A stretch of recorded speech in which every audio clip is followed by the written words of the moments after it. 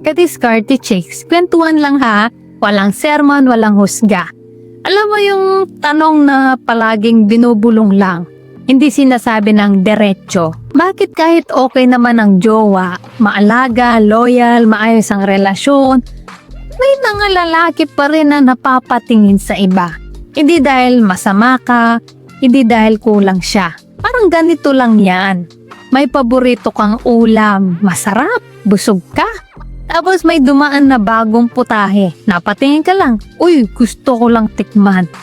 Hindi ka gutom, curious ka lang.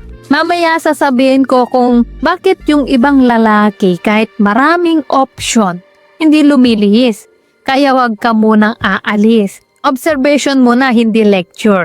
Alam nyo, matagal ko nang napapansin to, kadiskarte chicks. Hindi lang isang beses, paulit-ulit ko nakikita. Maraming lalaki, okay naman ang relasyon, pero parang may kulang. Tapos may makikilala na bago, hindi naman mas maganda, hindi naman mas espesyal, pero bakit parang mas exciting? Sabi sa psychology may tawag dito, novelty seeking. Simple lang, kadiskarte chicks, ang utak ng tao mahilig sa bago. Bagong experience, bagong pakiramdam, bagong kilig. Kaya nga, bagong cellphone, kahit same lang ang gamit. Bagong sapatos, kahit marami ka na. Bagong kakilala, kahit may jowa. Hindi dahil mas maganda, mas bago lang. Perfect, pero parang may kulang. Ito ang part na masakit pero real talk. Hindi ka niloloko dahil pangit ka. Hindi ka niloloko dahil kulang ka. Minsan niloloko ka dahil sobrang predictable na lahat. Alam niya na anong oras ka magme-message, anong tono mo pag galit ka, paano ka maglambing, paano ka mag-react. Anong kulang ha, kadiskarte chicks, kung ikaw yung jowa mo? Kikiligin ka pa ba ngayon? Walang mali sa pagiging komportable. Pero pag wala nang bago, ang utak naboboard. At pag bored ang utak, naghahanap yan ng kahit anong makakapag-feel ulit ng buhay. So bakit mas masarap pag bawal? Ito na yung delikado. Pag sinabing bawal, mas nagiging exciting sa utak. Kaya secret chat mas intense. Patagong tingin, mas nakakakilig. Huwag mong sabihin kahit kanino. May spark. Hindi dahil mas type mo siya, hindi dahil magaling siya, kundi dahil may thrill, may risk, may konting takot. Parang pagkain na bawal sa diet. Alam mong hindi healthy pero sa isip mo isang tikim lang naman. Problema, madalas hindi na natatapos sa tikim. May nakausap akong lalaki dati, kadiskarte chicks. May asawa na, may anak na, maayos ang buhay. Tinanong ko siya. Sabi ko, Kuya, honest lang. Bakit? Sagot niya, di ko alam. Parang may kulang. Pero nung nagkwentuhan pa kami ng matagal, lumabas na hindi babae ang kulang. Siya ang nawala sa sarili niya. Wala ng direksyon, wala ng growth, wala ng excitement sa buhay at doon kadalasan nagsisimula ang tukso. Normal lang ba to? Linawin natin kadiskarte chicks. Normal ang makaramdam ng temptation. Hindi normal ang sumuko sa temptation. Magkaiba yan.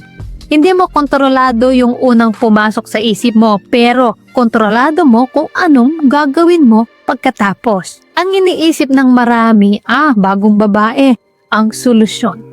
Hindi rin. Kasi kahit sino pa yan, pag tumagal, nawawala rin ng thrill. Ibig sabihin, hindi tao ang problema. Pattern ang problema. Diskarte na lalaking hindi napapalitan, ito ang part na gusto kong tandaan mo kadiskarte chicks. Yung mga lalaking hindi madaling matukso, hindi dahil wala silang option. May option sila pero buo sila. Una, may sariling buhay, hindi nakasandal lang sa relasyon. Pangalawa, ina-upgrade ang sarili. Hindi para sa ibang babae, kundi para sa respeto sa sarili. Pangatlo, may konting mystery. Hindi lahat kailangan i-report, i-explain o i-justify. Pang-apat, hindi naghahanap ng bagong putahe. Binabago lang nila ang timpla ng meron. Kadiskarte chicks, hindi ko sinasabing perpekto ang relasyon. Lahat may boring phase. Pero kung may aayusin ka, simulan mo muna sa sarili mo. Kasi ang lalaking buo, kahit anong dumaan, hindi basta natitinag. Kung may natamaan, okay lang. Ibig sabihin may natutunan. Comment mo lang, naniniwala ka ba na boredom ang ugat ng panloloko? So ayan mga kadiskarte chicks, sana ay may natutunan po kayo sa video natin ngayon. At syempre bago po tayo matapos, shoutout muna sa ating mga masugid na tagapanood na sina Lemex Sumalinog from Ormoc City, Romeo Rubion from Caloocan City, J. Lewis ng Toronto, Ontario, Canada, Rizal de Election ng Vancouver, Canada, Manuel Medina taga Tarlac, Irene Llames taga Imus, Marites Rason taga Tarlac, Tony Casalme ng Imus, Cavite City, Roel Laping ng Caloocan City, RG Behing ng Bulacan, Diginto, Antonio Mercado taga Pangasinan, Park Yang ng Lamitan, Basilan Province, Leoncio Manalad taga Bulacan, Roldan Francia taga Lucena, Mary Light ng Cavite City, Jericho Sangon taga Tacloban, Jose Toledo from Dubai, UAE, Larry Loquinario ng Caloocan City, Johnny Mendez ng Montalban, Rizal, Leo Clatz, Rodelio Clotario ng Nueva Ecija, Elmer Madrid ng Pangasinan, at kay Ania Rey de la Torre ng Bacolod. Guys, maraming salamat po sa support at panonood mga kadiskarte chicks, dahil po sa inyo patuloy at lalo po akong ginaganahang gumawa ng mga content na makakatulong at makakaaliw. Para naman po sa mga hindi pa na-shoutout, gusto mong ma-shoutout sa next video, i-comment lang ang hashtag kadiskarte chicks at sabihin ko anong topic ang gusto mo pag-usapan natin next. Kung nagustuhan mo ang video na ito, ay huwag kalimutang mag-like, mag-subscribe at i-share ito. So guys, this is Diskarte Chicks, your love mentor na laging nandito para sa mga diskarteng pag-ibig. Kita-kits sa next video. Maraming salamat sa panonood. Ingat kayo palagi. Let's spread love.